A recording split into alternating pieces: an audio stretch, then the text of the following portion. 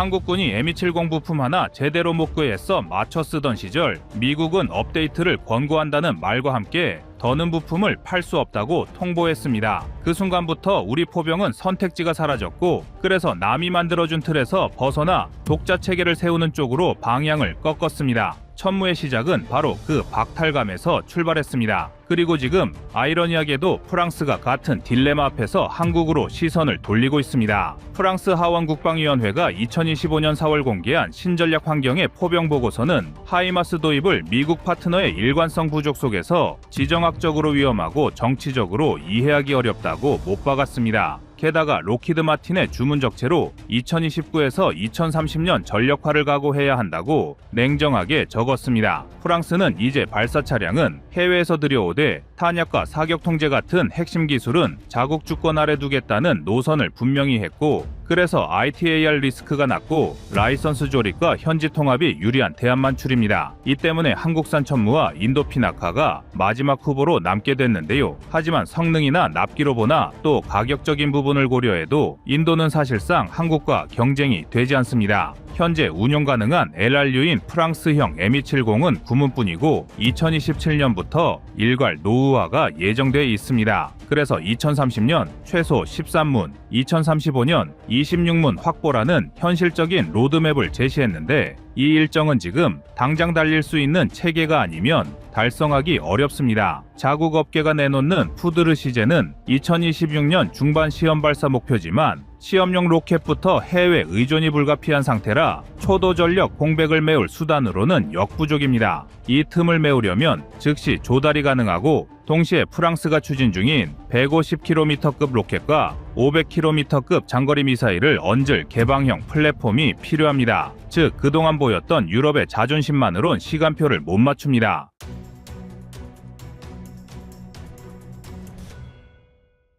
그래서 파리는 수입 발사체와 자국 유도탄 조합을 전제로 카탈로그를 다시 펼쳤고, 거기서 바로 들여와 바로 쏠 수 있는 천무가 맨 앞줄로 튀어나왔습니다. 천무가 프랑스 책상 위에서 계속 지워지지 않는 또 하나의 이유는 호환성이 만든 확장성입니다. 한국군은 과거 M26 기반 KM26A2를 면허 생산하며 미제 230mm 계열에 익숙했고, 그 위에 239mm 유도 로켓과 600mm급 전술 유도탄 포드를 얻는 다국형과 다포드 설계를 완성했습니다. 발사대는 바꾸지 않고 포드만 갈아 끼워 임무를 바꾸는 방식이라 프랑스가 개발 중인 150km 국산 로켓을 포드와에 얹는 개조 통합이 상대적으로 단순해집니다. 실제로 우리 기업은 폴란드와 추가로 2조 2,526억 원 규모의 호마르 K 공급을 체결했고, 현지 생산 기술 이전 패키지로 속도와 주권 두 마리 토끼를 잡는 모델을 증명했습니다. 프랑스가 원하는 발사체는 외산, 탄약은 자국의 퍼즐에 천무가 딱 맞아떨어지는 대목입니다. 우리가 눈여겨볼 게 있는데요. 바로 프랑스의 선택 기준은 정치가 크게 작용한다는 것입니다. 오슬로 협약으로 집속탄을 내려놓은 유럽은 대체제로 정밀 단일탄도 로켓을 채워야 했습니다. 하이마스는 당연히 후보지만 미 대선 사이클과 ITAR 승인이 만든 불확실성을 파리가 굳이 떠안을 이유가 없습니다. 유로PULS는 독, 이스라엘 컨소시엄의 조합인데 이스라엘 변수로 중동 수출길이 꼬일 수 있다는 계산이 깔립니다. 반면 천무는 이미 중동과 동유럽에서 성과를 쌓았고, 한국은 빠른 납기라는 경험치를 유럽 전장 전체가 공유합니다. 프랑스가 지금 필요한 건 정치적 비용이 낮은 즉시 전력입니다. 한국 입장에서도 명분은 확실합니다. 미국 부품 의존이 막힌 뒤 우리는 스스로 길을 냈고, 그 길로 유럽의 병목을 뚫어냈습니다. 2020년 미측의 MLRS 부품 판매 중단 통보 이후 한국군은 M270을 순차 도태하고 천무로 줄 세웠고, 그 사이 폴란드에선 계약, 생산,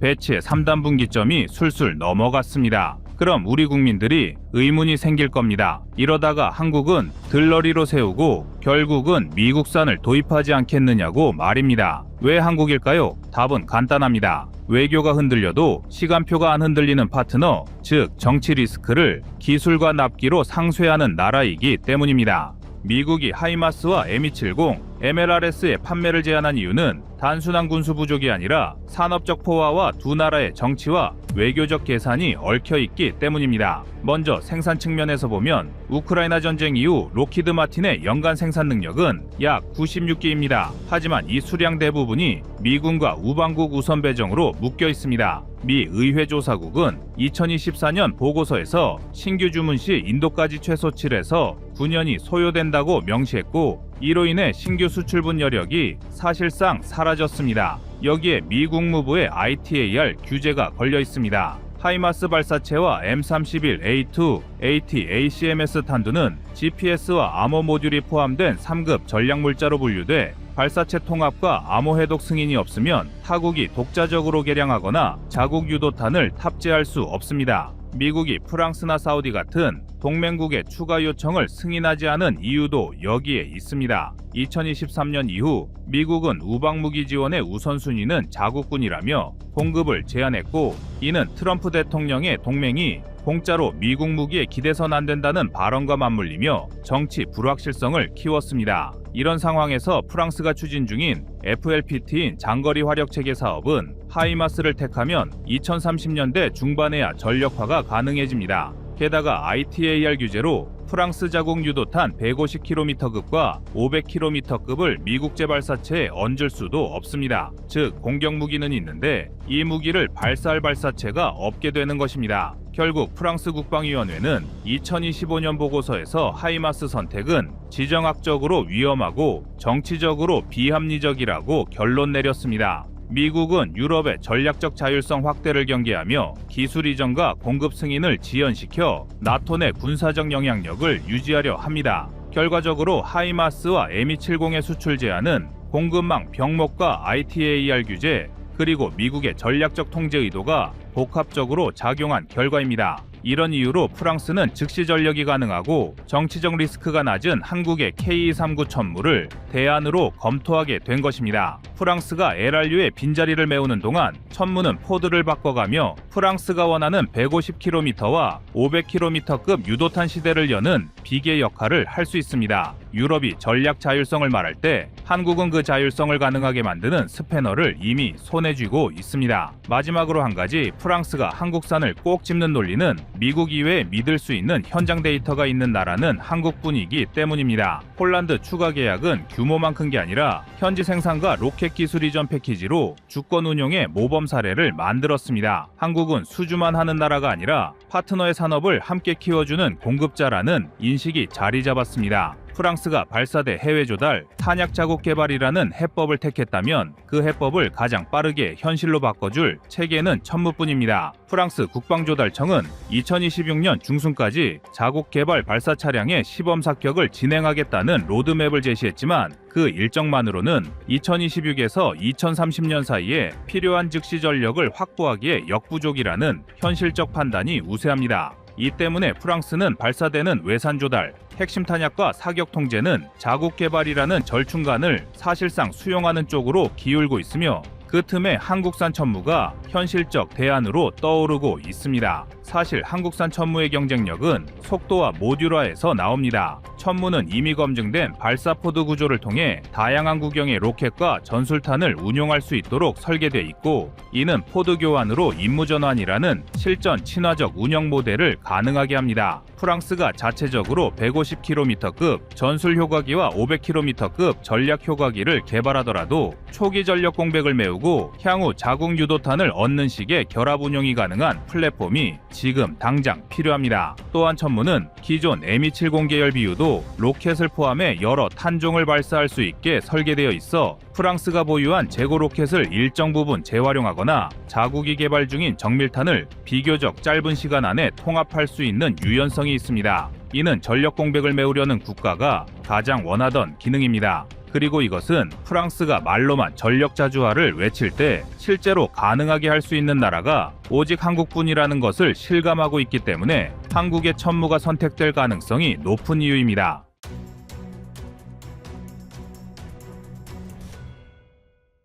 다음은 25년 3월 19일 천무 유럽 장악 영상입니다.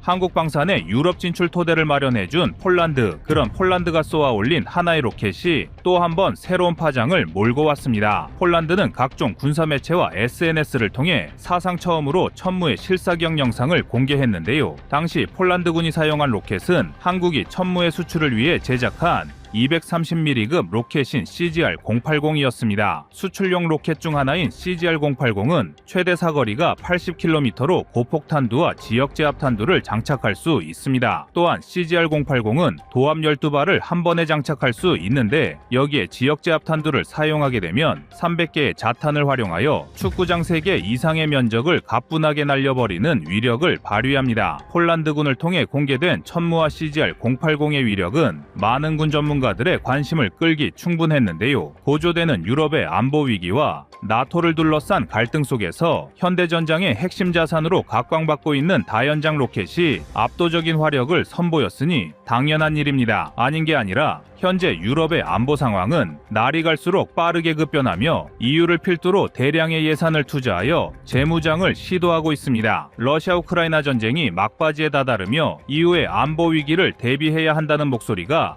끊임없이 높아지고 있는 데다가 방위비 문제로 나토를 압박하는 트럼프도 유럽에겐 매우 부담스러운 존재입니다. 이러한 타이밍에 폴란드군이 천무의 실사격 영상을 공개했다는 것은 푸틴과 트럼프에 대한 무언의 시위를 하고 있는 것인데요. 폴란드는 자국이 보유한 화력 체계를 대외적으로 과시함으로써 푸틴에겐 폴란드군의 억지력을 과시하고 동시에 트럼프에겐 자신들의 국방 투자를 확실하게 보여주려는 의도를 내포하고 있습니다. 그런데 폴란드군의 천무 무력 시위가 펼쳐질 무렵 유럽의 다른 곳에도 매우 흥미로운 소식이 등장하고 있습니다. 그동안 세간에는 실패한 것으로 알려졌던 천무의 노르웨이 진출 가능성이 다시 한번 수면 위로 올라오기 시작한 것입니다. 불과 작년까지만 하더라도 일부 외신에서는 노르웨이가 천무 대신 하이마스를 도입하기로 결정했다는 보도를 내면서 천무의 추가 수출은 좌절되는 것처럼 알려지기도 했었는데요. 하지만 작년에도 우리 대한민국의 방산업체는 아직 노르웨이가 최종 결정을 내린 것이 아니라고 해명하며 천무의 수출을 포기하지 않았다는 입장을 표명했습니다. 그리고 2025년 들어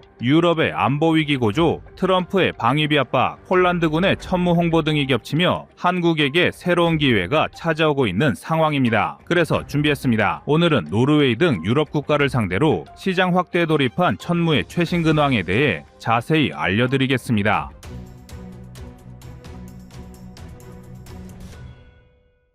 러시아 우크라이나 전쟁을 거치며 자유진영의 표준 다연장 로켓으로 자리 잡은 하이마스. 하지만 정작 하이마스의 발목을 잡는 것은 하이마스 그 자체입니다. 수많은 나라들은 자신들의 다연장 로켓 전력을 보강하기 위한 최적의 카드로 하이마스를 선택하고 속속 계약을 체결하고 있지만 이 때문에 공급이 수요를 따라가게 되지 못한 하이마스는 일부 국가에게 많은 질타를 받고 있는데요. 단연간 물량 인도를 기다리고 있지만 계속해서 지연되는 납기 일정에 다른 대안을 찾으려는 움직임이 연달아 포착되고 있습니다. 이미 에스토니아는 하이마스의 납기가 계속해서 늦어지는 것에 대비하기 위해 천무 등 다른 대안을 검토하고 있음을 밝혔으며 이러한 여파는 노르웨이에서도 관측되고 있습니다. 노르웨이는 몇 년 전부터 다연장 로켓을 보강하겠다는 입장을 드러냈으며 올해 안으로 최종 사업자를 선정할 예정입니다. 현재 노르웨이군 내에서 가장 좋은 평가를 받는 기종은 천무와 하이마스이나 내부적으로 하이마스의 느린 납기를 우려하고 있습니다. 그도 그럴 것이 유럽은 EU를 주축으로 최대 8천억 유로를 투입하며 재무장을 시도하고 있는데 안 그래도 이미 느린 납기가 발목을 잡고 있는 하이마스를 선택한다면 앞선 주문량을 해소하기 전까지 노르웨이의 순번은 더더욱 밀릴 것이 자명한 상황입니다. 이 때문에 빠르게 전력을 보강하고 싶다면 하이마스는 그다지 좋은 선택지가 될 수 없는데요. 또한 천무는 한 번에 12발의 로켓을 장착할 수 있어 하이마스 대비 2배의 화력을 지녔다는 점도 무시할 수 없는 장점입니다. 다연장 로켓은 동시에 여러 발의 로켓을 발사할 수 있는 장점이 있지만 반대로 자주포 등과 비교하면 화력의 지속성이 떨어진다는 단점이 있습니다. 자주포는 한 번에 한 발씩 사격할 수 있지만 내부에 수십 발의 포탄과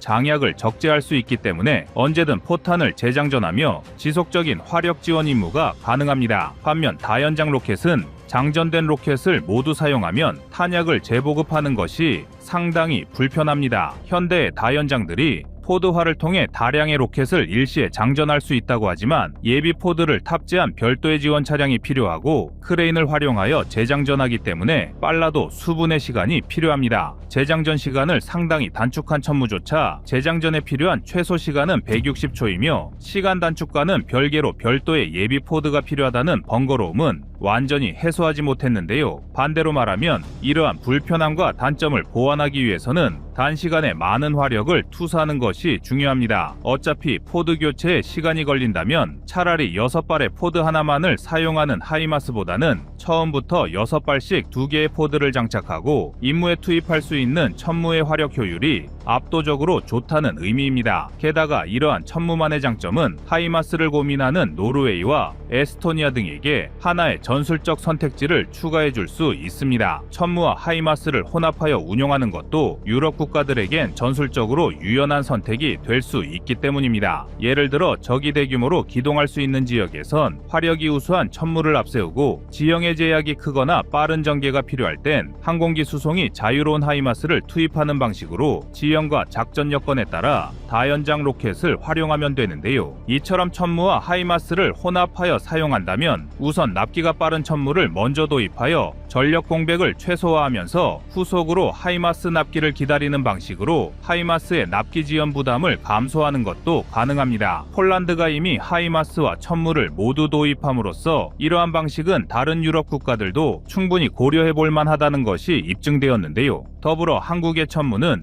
유럽의 모든 기후와 자연 환경에서 원활한 임무 수행이 가능하다는 장점도 있습니다. 한국은 험준한 산악 지형이 많고 겨울엔 혹한의 추위를 견딜 수 있는 무기가 필요합니다. 다시 말해 한국군의 작전 요구 성능을 충족한 무기는 북유럽의 추위나 평야가 발달한 유럽의 여유로운 지상 조건에서 아무런 문제 없이 사용될 수 있다는 것입니다. 또한 한국은 처음부터 북한과 중국의 대규모 지상군을 상대하기 위해 천무를 개발하였으며 이러한 개발 조건은 자연스레 전면전 작전에 최적화된 성능과 화력을 보유하게 만들었습니다. 유럽이 러시아의 대규모 공습에 맞서기 위해 전력을 보강하고 있다는 점을 고려할 때 천무는 그야말로 유럽에게 전술적으로 최적의 카드일 수밖에 없는데요. 게다가 천무의 유럽 진출이 더욱 활발해질 것이라 보이는 또 다른 정황도 찾아볼 수 있습니다. 최근 들어 안보 위기에 노출된 일부 유럽 국가들이 집속탄에 대해 더욱 관대해진 모습을 보이고 있기 때문인데요. 지금껏 집속탄은 유럽 방산 시장에서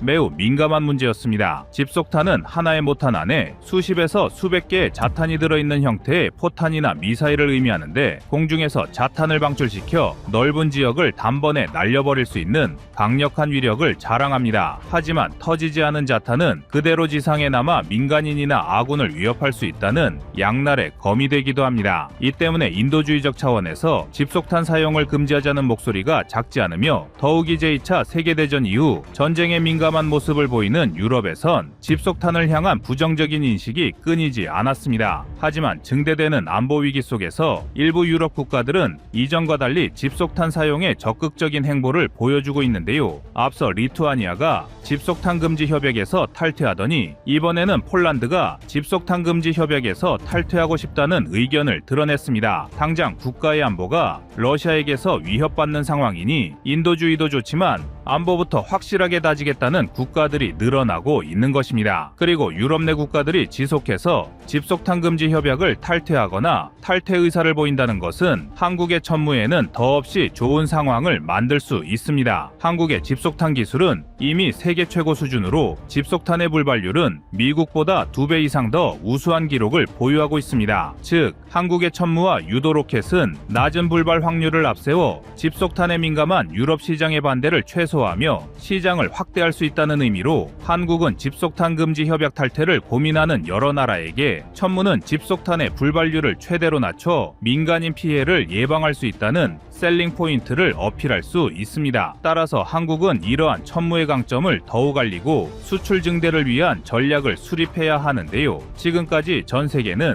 미국의 하이마스를 제일 먼저 주목해 왔습니다. 각종 실전 사례를 통해 입증된 하이마스의 우수한 성능엔 그 누구도 이견이 없으며 하이마스의 아성이 흔들릴 것이라 예측한 전문가도 없었습니다. 하지만 느린 납기와 유럽의 신속한 재무장 흐름은 하이마스의 수출을 방해하는 최악의 단점으로 자리 잡고 있으며 현재 자유진영에서 제작한 다연장 로켓 중 하이마스를 대체할 수 있는 무기는 사실상 천무가 유일합니다. 고로 2025년에 한국 방사는 그 어느 때보다 천무의 수출 확대가 중요해질 것인데요. K9 자주포에 이어 천무가 대한민국 포방부의 자존심을 보여줄 것입니다.